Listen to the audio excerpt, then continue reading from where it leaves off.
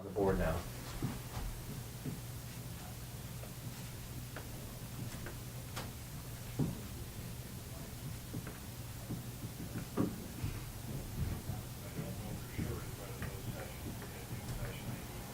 So on the board I have the three safeguards: administrative, physical, and technical.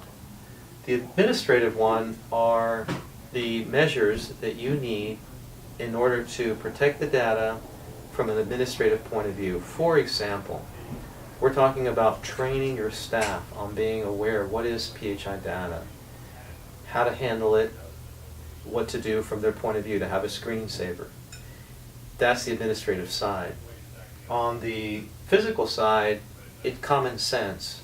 It's protecting the data physically. When we think about important things that are protected, we think about cameras facing the data, we think about locks and keys, we think about security guards, 24/7 surveillance.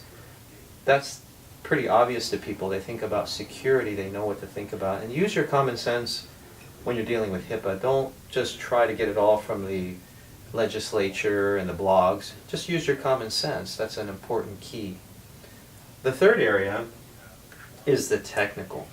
And that's what we focus on here at VMRAX. The technical side is basically to allow authorized users to access the data and to disallow everybody else. An unauthorized access is known in parochial terms as a, I just goofed there. It's known as a hacker. So you don't want to have your data hacked. You don't want anyone inadvertently getting in there. That covers the three main tiers. Now, the next question is, who cares? What do I do about this? What does it matter for me? It makes a big difference to have the data protected. If the data were to get out inadvertently, then you could be fined.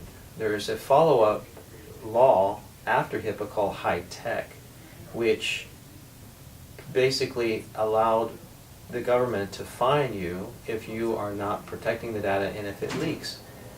There have been several cases. There was a case in Florida where a laptop was stolen from a car, and the laptop had about 500 medical records that belonged to a medical facility. That business, that facility, was fined about $50,000 for only losing 500 records. You can imagine if they lost a lot more what that fine would look like. So it matters to you. It matters to your pocketbook to make sure the data is protected. It's not something you need to lose sleep over if you do it correctly. What I recommend you do if you're entering into this whole HIPAA arena is to be self-educated. Be self-didactic. Look it up at HIPAA Survival Guide. Go to Google, type in HIPAA Survival Guide. Read through that guide. That's one of the better ones on the internet. You can read blogs and you can read different manuals, if you like, about HIPAA. Also, I recommend that you subscribe to a newsletter such as the HIPAA Compliance from Clearwater. Clearwater is a consulting company. They have a great newsletter. You go to Google and type in Clearwater Compliance and HIPAA and you'll get the newsletter. And I don't have any vested interest in anything I'm mentioning here. These are just things I have found to be useful. And finally, you can get a consultant. You can hire a consultant like 3 Pillars out of Wisconsin that specializes in security and compliance.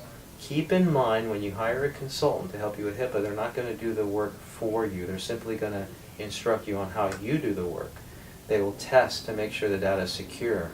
They'll give you a report saying you've done well here, you've not done so well here, and they would expect you to rectify what they call remediate areas where you're weak and vulnerable.